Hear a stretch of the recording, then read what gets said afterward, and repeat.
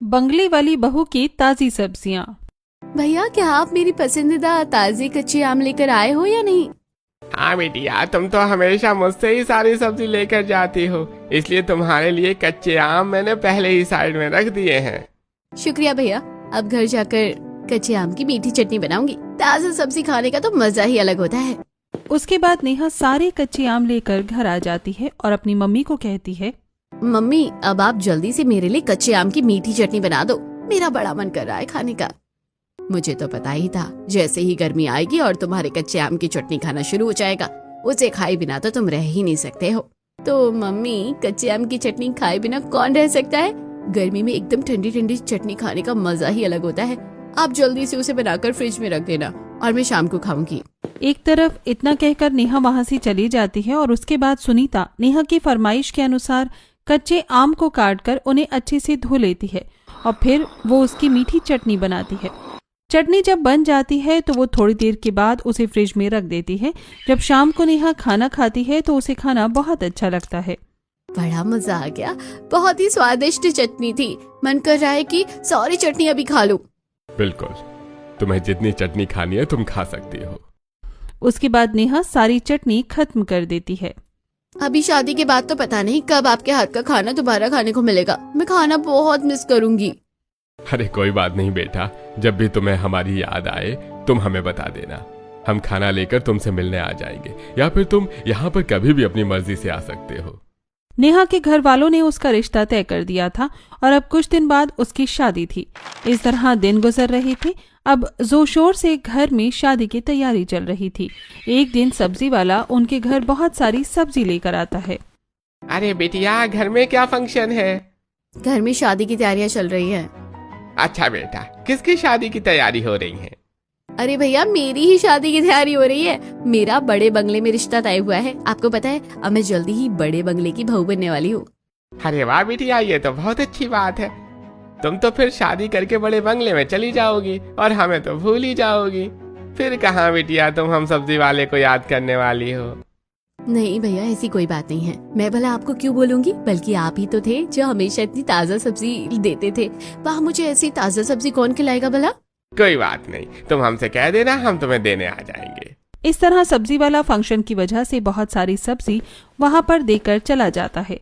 नेहा के घर में भी काफी तैयारी चल रही थी और सब शादी की तैयारी की वजह से बहुत खुश थे। ढोल बज रहे थे और महिलाएं संगीत गाकर नाच रही थी। इस तरह दिन गुजरते हैं और शादी का दिन आता है। बारात दरवाजे तक आती है और उसके बाद नेहा और यश के फेरे होते हैं। इस तरह शादी संपन्न होने के बाद नेहा गाड़ी में बैठकर अपने ससुराल की तरफ विदा हो जाती है। शांति नेहा का स्वागत करने के लिए आरती की थाली लेकर खड़ी थी। आओ बेटा, तुम्हारा घर में स्वागत है। तुम दाहिने पैर से कलश गिराकर घर प्रवेश करो। शांति के कहने पर नेहा बिल्कुल वैसा ही करती है। उसका गृह प्रवेश हो जाता है और वो बहुत ज्यादा थक गई थी, इसीलिए कमरे में जाकर सो जाती है। अगले दिन सुबह जल्दी उठकर वो तैयार हो रही थी। बंगले की बहू बनकर तो बड़ा अच्छा लग रहा है। कितना बड़ा घर है, लेकिन साथ में मुझे बहुत ज्यादा घबराहट भी हो रही है। कोई बात नहीं, देखते हैं कि आगे क्या होगा। उसके बाद नेहा तैयार होकर नीचे आती है जहाँ वो सब हॉल में बैठे हुए थे। तब शांति नेहा को देखकर कहती है, आओ बेटा, तुम यहाँ पर हमारे साथ बैठ जाओ। ये बात सुनकर नेहा बहुत कंफ्यूज हो जाती है। अरे, इन्होंने तो मुझे मेरी पहली रसोई करने के लिए ही बोला नहीं। अब क्या करूँ? क्या मैं खुद सामने से पूछ लूँ? नेहा बैठती नहीं है और दिमाग में ही कश्मकश अपने विचारों में उलझी रहती है, जिसे देखकर अरे बेटा, क्या हुआ? तुम परेशान नजर आ रही हो। तुम बैठ क्यों नहीं रही? तब नेहा शांति से पूछती है, कुछ नहीं मम्मी जी, मैं तो बस पूछ रही थी कि क्या मुझे पहली रसोई के लिए आज खाना नहीं बनाना? अरे हाँ, हम इन सब चीजों के बारे में तो बताना ही भूल गए थे। कोई बात नहीं बेटा, तुम्हें ज्यादा परेशान होने की जरूरत नहीं है। घर में काम करने के लिए नौकर है, खाना सब बना देंगे। तुम बस शगुन करने के लिए रसोई में जाकर थोड़ा सा हलवा बना दो। अभी बात सुनकर नेहा जल्दी से रसोई में जाती है और वहाँ पर हलवा बनाने की तैयारी करना शुरू कर देती है। वो सबसे पहले एक कढ़ाई लेती है और उसके अंदर थोड़ी सूजी डालकर उसे अच्छे से भूनना शुरू करती है और उसके बाद उसमें घी भी डाल देती है और अच्छे से मिक्स करती है। उसके बाद वो उसमें पानी डालकर और मीठा डालकर उसे अच्छे से मिक्स करती है। हलवा बनाने के बाद नेहा सबसे पहले घर वालों को हलवा परोस देती है। हलवा तो बहुत ही टेस्टी बना है। हाँ, बहुत ही ज्यादा टेस्टी बना है। बहुत समय बाद इतना टेस्टी हलवा खा रहा हूँ। उप्स, मैं तो ऑयली फूड बिल्कुल भी नहीं खाने वाली हूँ। मुझे नहीं खाना। अरे भाभी, एक दिन में कुछ नहीं होता, और वैसे भी ये ऑयली नहीं है, इसके अंदर थोड़ा सा घी है, और घी तो हमारी हेल्थ के लिए अच्छा ही होता है। नहीं, फिर भी घी बॉडी में फैट तो बनाता ही है। अरे तो क्या हुआ, तुम तो जिम करती हो, सब बैलेंस हो जाएगा, खा लो। इस तरह सब हलवा खा लेते हैं और नेहा फिर से रसोई में चली जाती है जहाँ पर नौकर खाना बना रहा था। क्या हुआ मालकिन, आपको कुछ चाहिए? नहीं, मुझे कुछ नहीं चाहिए। नहीं, लेकिन मैं कह रही थी कि आज मेरी पहली रसोई है, तो क्यों ना खाना मैं ही बना दूं। अरे कोई बात नहीं मालकिन, ये तो हमारा हर रोज का काम है, और मेम साहब ने कहा था कि आज का खाना भी मुझे ही बनाना है। कोई बात नहीं, मैं वैसे भी क्या ही करूंगी, आप रहने दीजिए, मैं खाना बना दूंगी। जी ठीक है। इस तरह नेहा राजू को वहां से भेज देती है और खुद खाना बनाना शुरू करती है। लेकिन जैसे ही वो देखती है कि सारी सब्जी एकदम बासी टाइप लग रही है, तो वो सब देखकर उसका मुंह एकदम उतर जाता है। हे भगवान, एक भी सब्जी ताजा नहीं है। इसका खाना बनाकर खाने में तो बिल्कुल भी मजा नहीं आएगा। मुझे तो हमेशा ताजा सब्जी खाने की आदत है। ये सब्जियों का तो बिल्कुल मुंह ही उतरा हुआ है, इन्हें खाकर तो बिल्कुल भी टेस्ट नहीं आएगा। इस तरह नेहा उदास हो जाती है और उसके बाद उदास मन से सबके लिए खाना बनाती है। और जैसे ही वो सबको खाना बनाकर परोसती है, तो नेहा ने सब्जी में मिर्च मसाले बहुत कम डाले थे, जिसकी वजह से सबके स्वाद के अनुसार खाना नहीं बना था। तो पायल भड़कते हुए कहती है, राजू कहाँ है? राजू, जल्दी इधर आओ। इस राजू को आज मैं छोड़ने नहीं वाली। हर रोज काम चोरी करने लगा है, बहुत काम चोर हो गया है आजकल। आज का खाना बिल्कुल भी ठीक से नहीं बनाया है, ना तो इसमें कोई मसाले हैं और ना ही इसमें कोई तीखापन है, बिल्कुल भी स्वाद नहीं आ रहा।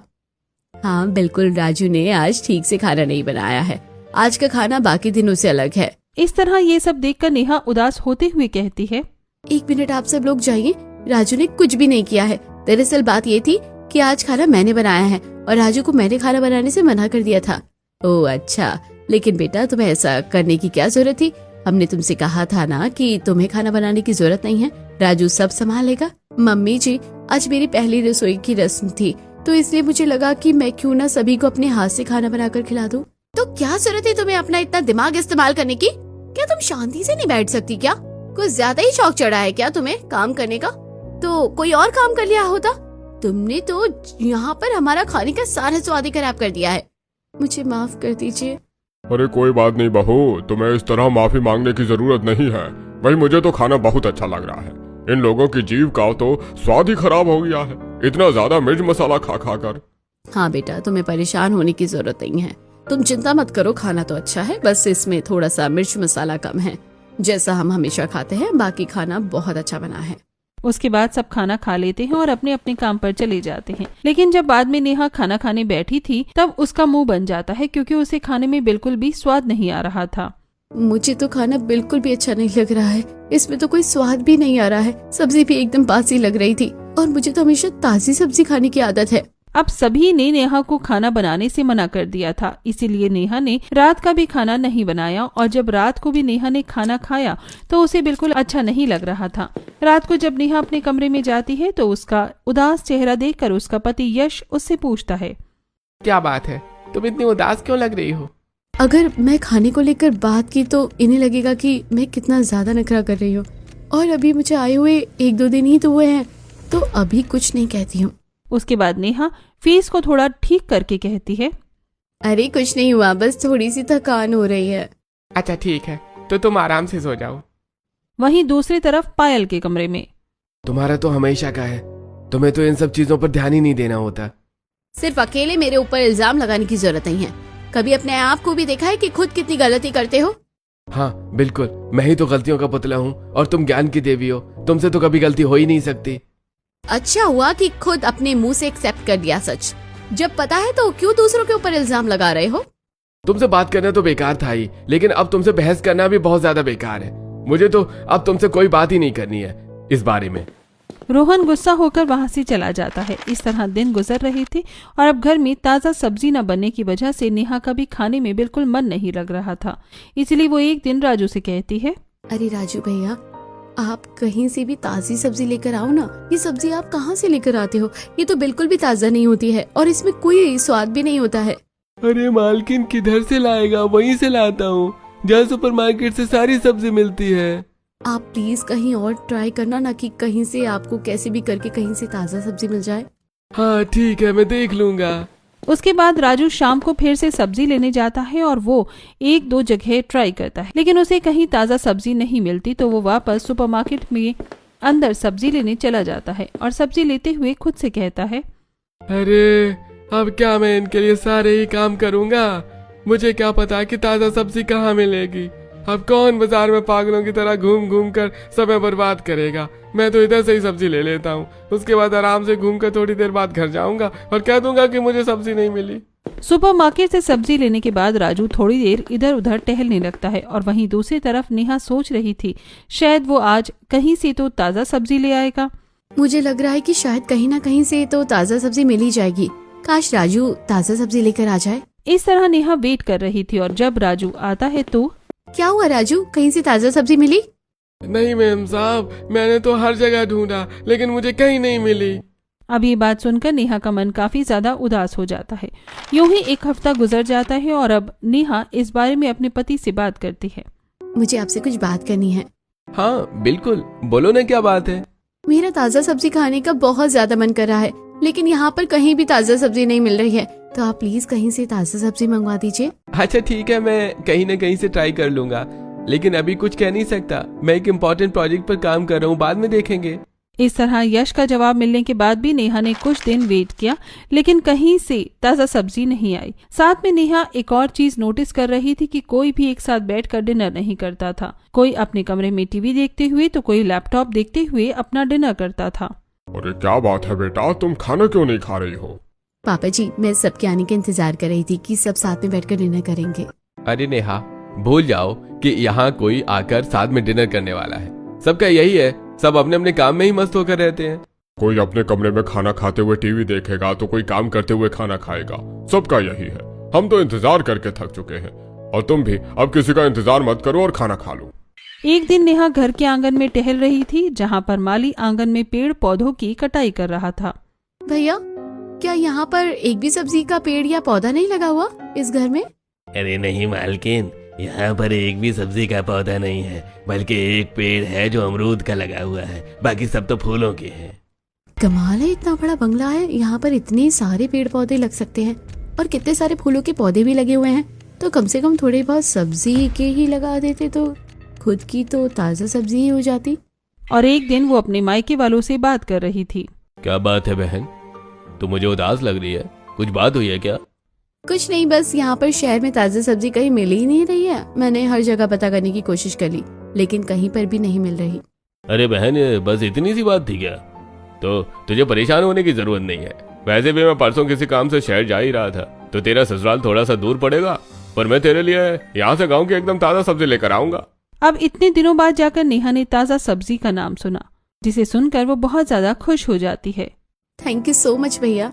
लेकिन नेहा फिर से वही सब्जी तेज कड़ाकेदार मसाले के साथ खा रही थी, तो उसे बिल्कुल भी अच्छा नहीं लगता।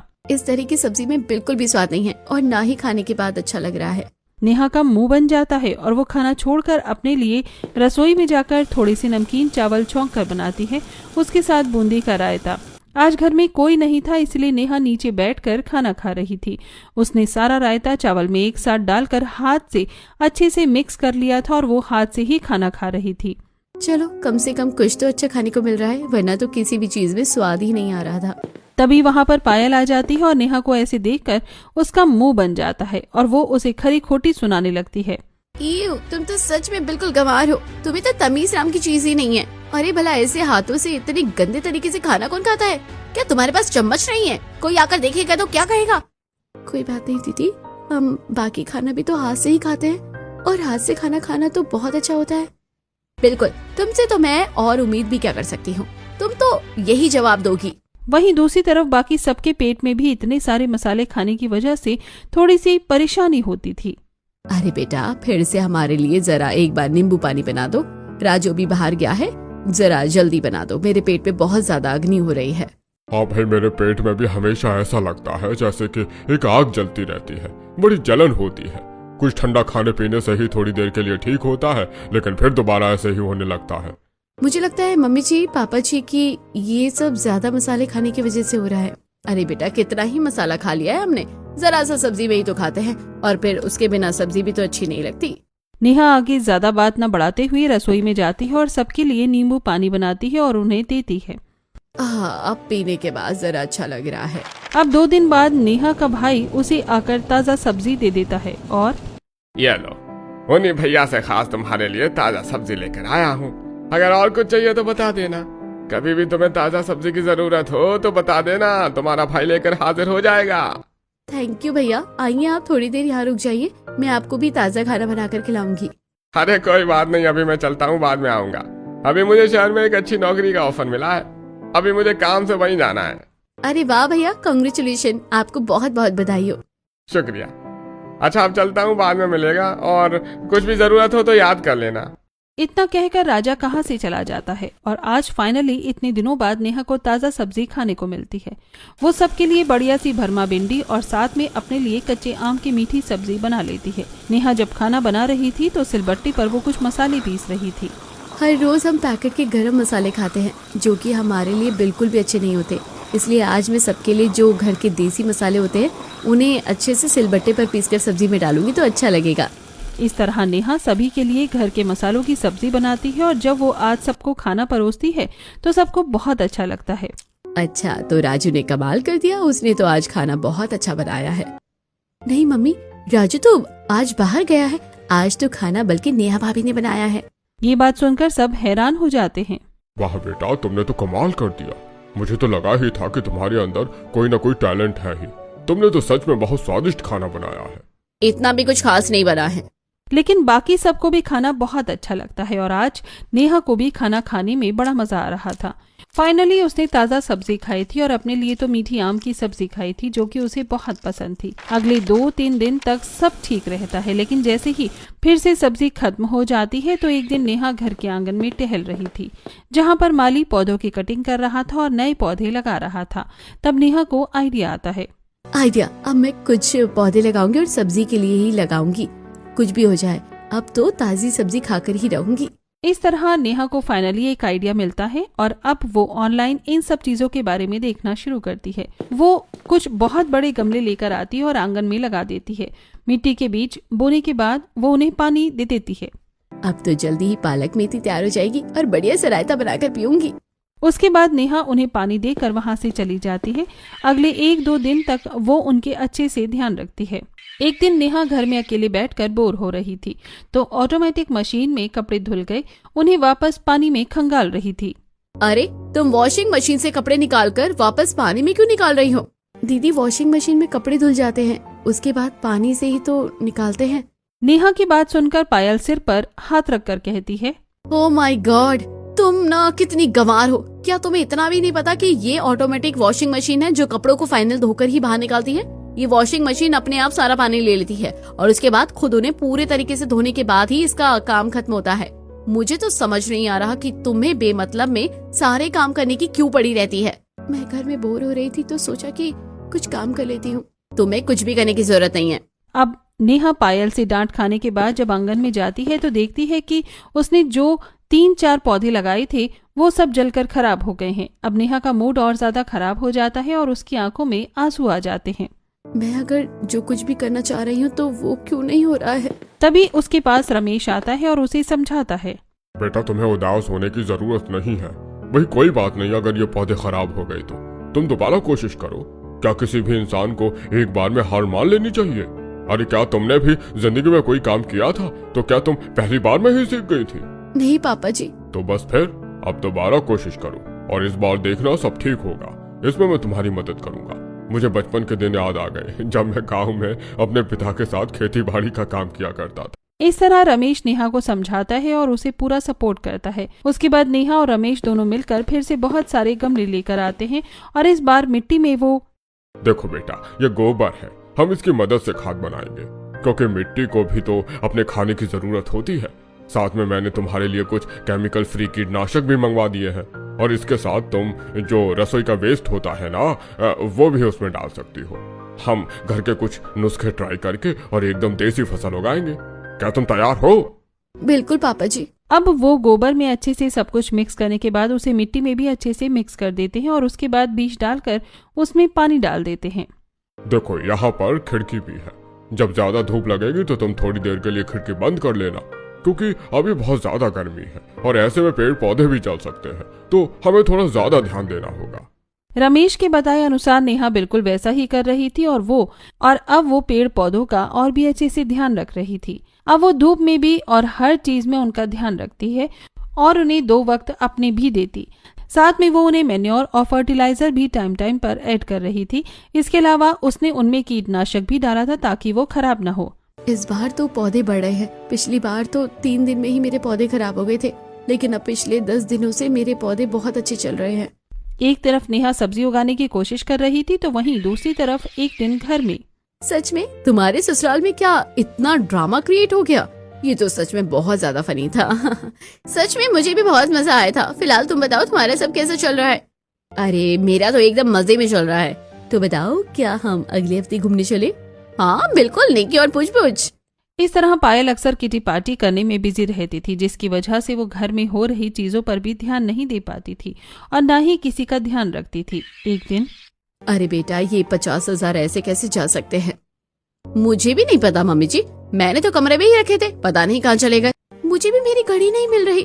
कोई बात नहीं, अब ये छोटी मोटी चीजों के लिए तो हम यहाँ पर पंचायत नहीं कर सकते।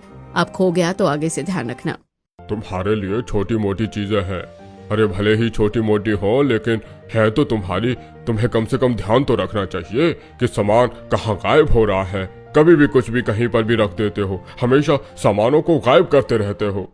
ये सब देखकर नेहा को बड़ा अजीब लगता है कि घर में किसी को परवाह ही नहीं है और उनका छोटा मोटा सामान कहाँ गायब हो गया है। उसके बाद नेहा सबका सामान ढूंढने की कोशिश करती है। चलो कम से कम डिटेक्टिव ही बन जाते हैं, क्योंकि वैसे भी पूरा दिन तो मैं घर में खाली ही रहती हूँ। नेहा पूरे घर में सामान ढूंढने की कोशिश करती है लेकिन उसे कहीं भी कुछ नहीं मिलता। लेकिन उसे एक अजीब चीज नजर आती है। कुछ तो गड़बड़ है, दाल में काला है या पूरी दाल काली है, अब तो पता लगाना ही होगा। वहीं दूसरी तरफ रमेश और नेहा की मेहनत अब रंग ला रही थी और अब उनके पौधों में काफी सारी सब्जी लग गई थी, जिसकी वजह से नेहा बहुत खुश हो रही थी। आज वो सभी के लिए अपनी उगाई हुई बैंगन की सब्जी तोड़कर सबके लिए भरमा बैंगन बनाती है। उसने सब्जी में रेडीमेड नहीं बल्कि घर के कुटे हुए मसाले डाले थे, जिसके बाद हर किसी को खाना बहुत स्वादिष्ट लगता है। लेकिन कोई भी रात को डिनर करने के लिए नहीं आता तो नेहा सबको कमरे में ही खाना देने जाती है। अजी आप कमरे में खाना खाने के बजाय नीचे आकर सबके साथ खाना खा लीजिए। कितनी देर लगेगी? सिर्फ 10 मिनट लगेंगे। हाँ लेकिन मैं बहुत इम्पोर्टेंट काम कर रहा हूँ, अभी मैं अपना काम नहीं छोड़ सकता। फिर नेहा रिया को भी उसके कमरे में खाना देने जाती है। रिया कम से कम तुम तो नीचे चलकर सबके साथ खाना खा लो। नहीं भाभी, मैं अपने दोस्तों से ऑनलाइन बात कर रही हूँ, उनके साथ ही खाना खाऊंगी। घर का सिस्टम पूरी तरीके से बिगड़ा हुआ था। नेहा सबको बोलती भी है लेकिन कोई इस बात पर ध्यान नहीं देता। सिर्फ रमेश, रोहन और नेहा साथ बैठकर खाना खा रहे थे, तब शांति भी आती है। बेटा सच कहूँ तो आज का खाना तो कुछ ज्यादा ही स्वादिष्ट बना है। तुमने सब कैसे किया? तुम्हें कुछ होश रहेगा तो पता चलेगा ना। तुम्हें तो पता ही नहीं रहता कि घर में क्या चल रहा है और क्या नहीं, बस अपनी सहेलियों के साथ बिजी रहती हो। अजी तो क्या हो गया, हर कोई अपने काम में बिजी रहता है। अब तो पूछ रही हूँ ना। कुछ नहीं मम्मी जी, हमने घर में बहुत सारी सब्जियां उगाई है और मैंने आज ताज़ा सब्जी बनाई है। ताज़ा सब्जी का तो स्वाद ही अलग होता है, साथ में इसमें घर के कूटे हुए मसाले अच्छी तरह से डाले हैं। ओहो, मुझे तो मेरे पुराने दिन याद आ गए। अजी आपको याद है शादी के बाद जब हम गांव में रहते थे तो साथ में सब्जी उगाते थे और उन्हीं सब्जी को खाते थे। कितनी स्वाद सब्जी थी। ये स्वाद भी बिल्कुल वैसा ही है। मेरे पुराने दिनों को याद दिला दिया। मुझे तो सब कुछ याद है, लेकिन शायद तुम भूल गई हो। तुम बस टीवी, फोन और सहेलियों में लगी हो। परिवार नाम की तो कोई चीज ही नहीं रही। हम पहले कैसे साथ में बैठकर खाना खाते थे, लेकिन अब तो सब खत्म हो रहा है। परिवार में एक दूसरे का दुख दर्द कोई समझ ही नहीं रहा। ये बातें सुनकर शांति को तो सारी गलती का एहसास हो जाता है और वो, आप बिल्कुल सही कह रहे हैं। मैं कुछ ज्यादा ही इन सब चीजों में खो गई थी, लेकिन अब ऐसा नहीं होगा। अब शांति भी उनकी टीम में शामिल हो गई थी। बाकी सबको भी लाइन पर लाना था। यूं ही दिन गुजर रहे थे। अब शांति भी देखती है कि नेहा ने तो घर में ही बगीचा बना दिया है जिसमें कि सब्जी उग रही थी। उनकी पड़ोसन शांति के पास आती है। अरे तुम दोनों यहाँ कैसे? अरे हम तो तेरी छोटी दिलदार बहू के पास आए हैं। तेरी बहू सच में बहुत अच्छी है। कितनी अच्छी तो खेती कर रखी है घर में। शहर में भी तुम्हें ताज़ा सब्जी खिला रही है। उसने तो हमें भी कुछ सब्जी दी थी और हमने बनाई तो बड़ी स्वादिष्ट बनी। बिल्कुल, तू तो बहुत भाग्यशाली है जो तुझे ऐसी समझदार बहू मिली है। सबसे अपनी बहू की तारीफ सुनकर शांति को बहुत अच्छा लगता है। उसके बाद शांति उन लोगों को और सब्जी देती है। जब वो अंदर जाती है तो नेहा सबको बुलाती है और वो एक वीडियो दिखाती है। मैं आप सबको जो बताने जा रही हूँ, हो सकता है आपको बहुत बड़ा झटका लगे, लेकिन घर में जितने भी सामान गायब हो रहे थे, इन सबके पीछे राजू का हाथ था। ये बात सुनकर सबको बहुत गुस्सा आता है। तुझे शर्म नहीं आई ये सब हरकतें करते हुए? मुझे माफ कर दीजिए, मैं आगे से ऐसा कभी नहीं करूँगा। पर वो राजू को माफ नहीं करते और उसकी कंप्लेंट कर देते हैं। ये सब खत्म होने के बाद मुझे तो सच में समझ नहीं आ रहा था कि वो हमारे साथ ऐसा कैसे कर सकता है। इसमें समझने वाली कौन सी बात है? तुम्हारा कभी घर में ध्यान ही नहीं होता है कि क्या चल रहा है क्या नहीं। जब ऐसा कुछ होगा ही नहीं तो कहां से पता चलेगा कि क्या हो गया। रमेश की बात सुनकर शांति को भी बुरा लगता है और उसे अपनी गलती का एहसास होता है। अपनी हो शांति मिलकर घर में कुछ काम करने लगी और घर पर अपना ध्यान देने लगी। सच में बहू, घर में सब्जी उगाकर मुझे भी बहुत अच्छा लग रहा है। पहले मैं भी बहुत बोर हो जाती थी, लेकिन अब सब्जी उगाने में भी अच्छा लगता है और इनके साथ अच्छा टाइम पास होता है। मन को एक शांति मिलती है। गांव में पहले ऐसे ही बिजी रहती थी, लेकिन यहाँ आने के बाद तो हम ऐसी दुनिया भूल गए थे। जी मम्मी जी, इसलिए तो कहते हैं कि पेड़ पौधे ही हमारा जीवन होते हैं, हमें नई दिशा देते हैं। लेकिन वहीं दूसरी तरफ रोहन और पायल का रिश्ता खराब हो रहा था। तुम्हारे लिए मैं फूल लेकर आया और तुम मुझे ही उल्टा सुना रही हो। तो मैंने कहा था ना कि मैं अभी काम कर रही हूँ और मुझे डिस्टर्ब मत करना। आपने तो अपना इन्वेस्टमेंट वगैरह का सारा काम छोड़ दिया है, लेकिन अब मुझे भी तो कुछ करना पड़ेगा। तुम सिर्फ यही करना, तुम्हें कोई फर्क नहीं पड़ता कि तुम्हारा पति जिंदा है या मरे। तुम बहुत सेल्फिश हो।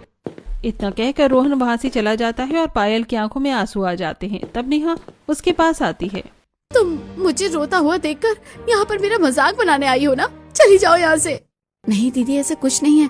मैं तो बस आपको इतना बोलने आई थी कि हमें इन सब चीजों से ज्यादा अपने घर परिवार पर ध्यान देना चाहिए। भैया इतने प्यार से आपके लिए फूल लेकर आए, लेकिन आपने उन्हें डांट दिया। आप मेरे कहने से एक बार सिर्फ बाकी सब चीजों से फोकस हटाकर भैया पर फोकस कीजिए, देखना फिर कैसे सब ठीक हो जाएगा। नेहा के कहने पर पायल बिल्कुल वैसा ही करती है। उसके बाद पायल कुछ दिन के लिए अपने काम से गैप ले लेती है और अब रोहन के साथ खाना खाती और अच्छे से बात करती, तो उन दोनों का रिश्ता अब ठीक हो रहा था। एक दिन लेकिन इस इन्वेस्टमेंट के बारे में तो मैंने रिसर्च किया था। तो क्या हुआ, मैंने उस पर काम कर लिया। थैंक यू जो तुमने मुझे कांटेक्ट दिया, मेरा काम बन गया। अपने ही दोस्तों से धोखा मिलने के बाद तुम बिल्कुल सही थी नेहा, बहुत अच्छा प्लान बनाया था। ये लोग मेरे साथ सिर्फ फायदे के लिए ही थे, लेकिन अब मैं इनसे ज्यादा अपने परिवार पर फोकस करूंगी। इतना सब होने के बाद अब सब कुछ धीरे धीरे ठीक हो रहा था। अब सब साथ में बैठकर डिनर करने लगे थे। आज पहले सभी के लिए घिया के कोफ्ते और साथ में टिंडे की सब्जी बनाई गई थी, जो उसने खुद अपने घर में उगाई थी। चलिए सब जल्दी से ताजा सब्जी का मजा लेते हैं। हम सब तो घर में अब सुधर गए हैं, लेकिन रिया और यश तुम दोनों को लगता है सजा की जरूरत है। चलो अपना अपना फोन साइड में रखो और खाने में ध्यान दो। शांति और रमेश की डांट से डरकर दोनों फोन साइड रख देते हैं और अब लग रहा है घर हमारा घर जैसा। ये सब मैंने बहुत मिस किया। हाँ, मैंने भी बहुत मिस किया सब कुछ। इन सब काम के बीच में तो मैंने अपनी पत्नी को भी खो दिया था। मुझे माफ कर दीजिए, मैं आगे से ऐसा नहीं करूंगी और मैं सबके साथ मिलकर ही असली खुशी को एंजॉय करूंगी। तो एक काम करते हैं, तुम चारों मिलकर कहीं अच्छी जगह घूम कर आओ। क्या हमेशा सिर्फ काम में लगे रहते हो? इतना किस लिए कमाते हो? परिवार के लिए ना। अगर परिवार को ही समय नहीं दोगे तो क्या फायदा। हाँ, मैं भी चलूंगी। नहीं, बिल्कुल नहीं। अभी तुम्हें बहुत कुछ सीखना बाकी है। भाई तुम हमारे साथ घर पर रहकर घर का ध्यान रखने में मदद करोगी। ये तो चीटिंग है। रिया की इस बात पर सब हंस देते हैं और आज पहली बार सब एक साथ बैठकर अच्छे से खुशी से डिनर कर रहे थे। कुछ समय के बाद फाइनली चारों बेटा बहू मिलकर कहीं घूमने जाते हैं और अपनी लाइफ को थोड़ा एंजॉय करते हैं। वहीं दूसरी तरफ शांति और रमेश रिया के साथ घर का और अपनी ताज़ी सब्जियों का ध्यान रखते हैं।